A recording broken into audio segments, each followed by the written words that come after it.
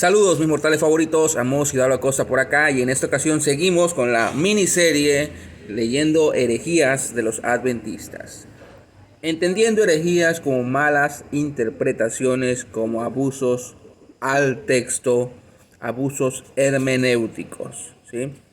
Aclarando eso, pues en esta ocasión vamos a leer un poquito acerca de el famoso mensaje de los tres ángeles, cita bíblica que se encuentra en el libro de Apocalipsis capítulo 14, pero antes quiero leer la introducción del capítulo 13 de este libro, Creencia de los Adventistas, y está en la página 180 y dice así como título: El remanente y su misión.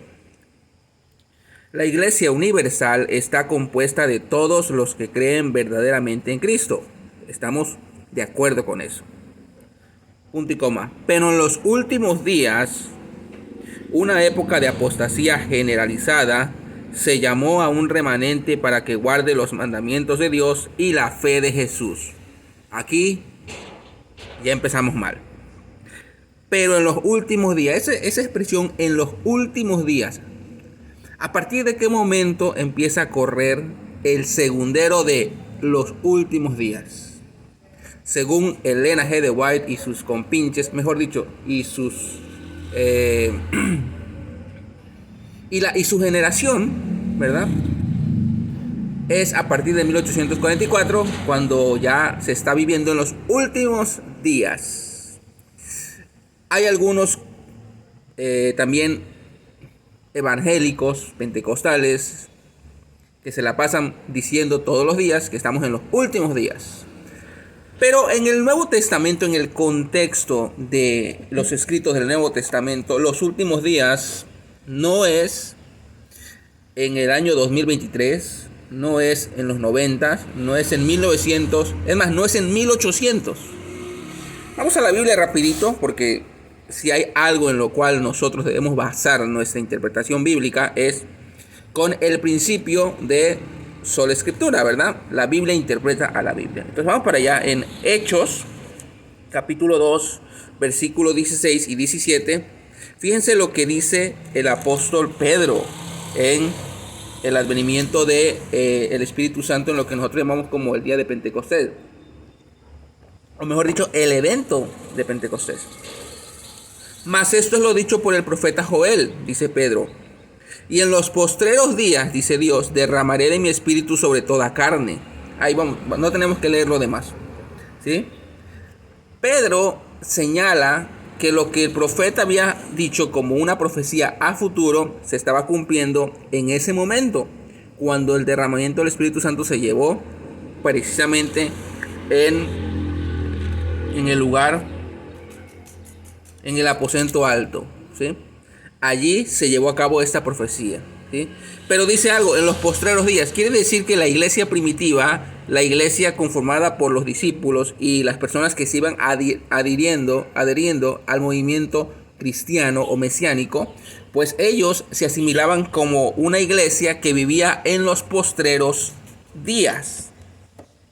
Fíjense lo que dice Hebreos capítulo 1, versículo 2. En estos postreros días nos ha hablado por el Hijo. Ojo, tanto Hebreos, ¿verdad?, como la narrativa de Lucas, Hechos, que en este caso leímos Hechos 2, escrito por Lucas, todo eso se escribe antes del año 70. Los últimos días, los postreros días, no es una referencia a nuestro tiempo, a nuestra época. No es una referencia a la época de Elena G. de White. No. Así que desde allí estamos mal. En los últimos días, una época de apostasía generalizada se llamó a un remanente para que guarde los mandamientos de Dios y la fe de Jesús. Este remanente anuncia la llegada de la hora del juicio, proclama la salvación por medio de Cristo y pregona la proximidad de su venida. Esta proclamación está simbolizada por los tres ángeles de Apocalipsis 14. Y aquí es donde entra pues ya esta enseñanza de el mensaje de los tres ángeles desde la hermenéutica adventista, ¿sí? Pero como ya vimos, eso de los últimos días no se refiere ni a 1800 ni a 1900, sino era en el primer siglo, donde todavía estaba vigente, presente la iglesia primitiva. Voy a leer otro pasaje de este libro. Chulada de libro, ¿verdad? Chulada de libro. En la página 192, página 193, en el capítulo precisamente que habla sobre el remanente y su misión. Recuerden que la iglesia adventista se asimila como la iglesia remanente de los últimos días. Casualmente los mormones también a sí mismos se asimilan, ¿verdad? Y casualmente los mormones también tienen su profeta.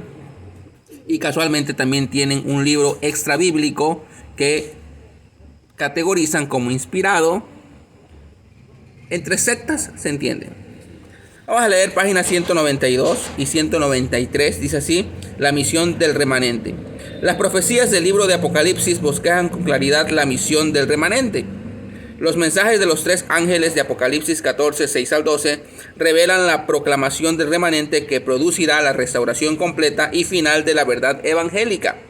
Estos tres mensajes constituyen la respuesta de Dios ante el avasallador engaño satánico que arrastra al mundo poco antes del regreso de Cristo.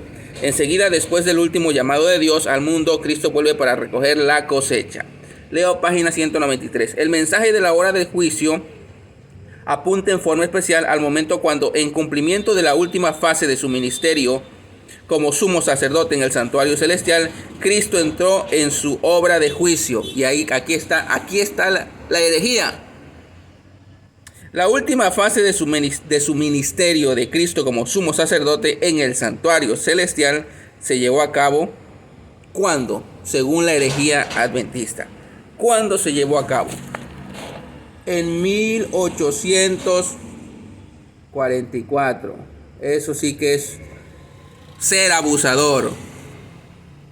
O sea que la obra de Cristo quedó incompleta y se consumó hasta 1844 en el santuario celestial. ¡Qué barbarie! Vamos a la página 362 porque estamos hablando precisamente del mensaje de los tres ángeles y de la función de Cristo en el santuario celestial. Como ya aclaré en uno de los videos anteriores, en el cielo no hay ningún santuario. El cielo es el santuario. Página 362. Su estudio de las enseñanzas bíblicas acerca del santuario les reveló que en 1844, estoy leyendo página 362, ¿sí? Su estudio de las enseñanzas bíblicas acerca del santuario les reveló que en 1844 Cristo se presentó ante el anciano de días y comenzó la fase final. Eso sí es una herejía. Y comenzó la fase final de su ministerio sumo sacerdotal en el santuario celestial. ¡Qué barbarie! Cristo dijo en el siglo I, consumado es. No había más que hacer, según Hebreos. Lo que tenía que hacer Cristo ya lo hizo. No. Hasta 1844 en el santuario celestial Cristo terminó su obra redentora como sumo sacerdote en cuestiones de la expiación. Y comenzó la fase final de su ministerio sumo sacerdotal en el santuario celestial. Este ministerio era el antitipo de la purificación del santuario que se realizaba en el día de la expiación y que Daniel 7 se describe como el juicio investigador anterior al advenimiento. ¿Qué juicio investigador y qué nada? De verdad, vamos a leer Daniel 7 porque es que da coraje, hermanos. Es un abuso al texto.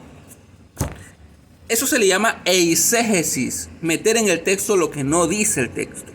Fíjense, Daniel capítulo 7,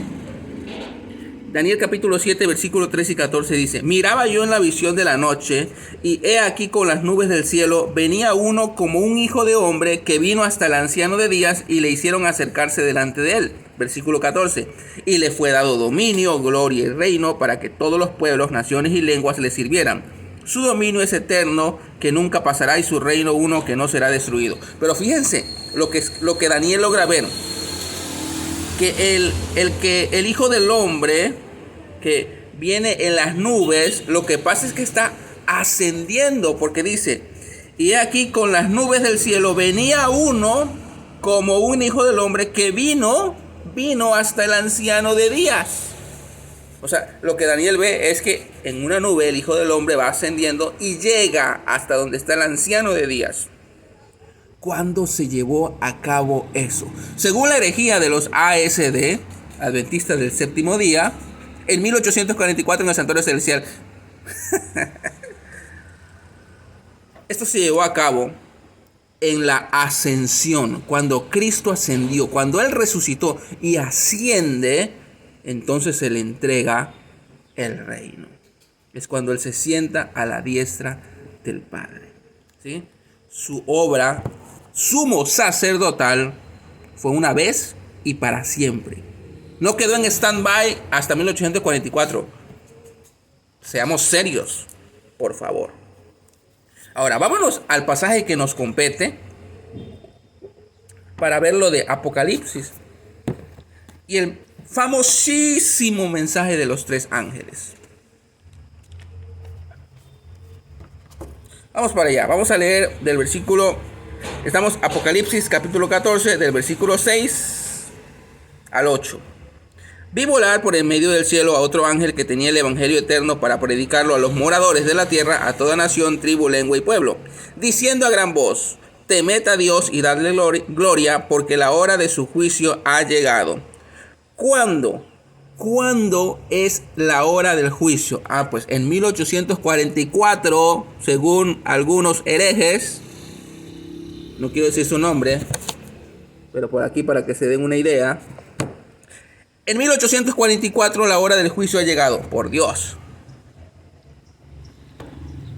El texto, el libro de Apocalipsis tiene un contexto histórico y si no lo respetamos, estaremos abusando del texto y estaremos dándole una interpretación que no tiene nada que ver. Se llama eisegesis, imposición al texto. Yo coloco una idea que no está allí y digo, ¿la Biblia dice esto? No. ¿Sí? Ahora, ¿cuándo la hora del juicio llegó? ¿Cuándo? Solamente vamos a dar una vueltecita. Una página atrás, Apocalipsis 11, versículos 6 al 8. Y fíjense cómo dice. Estos, hablando de los 2 testigos, estos tienen poder para cerrar el cielo a fin de que no llueva en los días de su profecía, y tienen poder sobre las aguas para convertirlas en sangre y para herir la tierra con toda plaga cuantas veces quieran. Cuando hayan acabado su testimonio, la bestia que sube del abismo hará guerra contra ellos y los vencerá y los matará. Y sus cadáveres estarán en la plaza de la gran ciudad, que en sentido espiritual se llama Sodoma y Egipto, donde también nuestro Señor fue crucificado. Ahora, estos 2 testigos proclaman de una u otra manera el juicio sobre una gran ciudad que aquí de manera simbólica se le llama Sodoma y Egipto. Pero dice, donde también nuestro Señor fue crucificado. Pregunta, ¿dónde fue crucificado nuestro Señor? En Jerusalén. En Israel.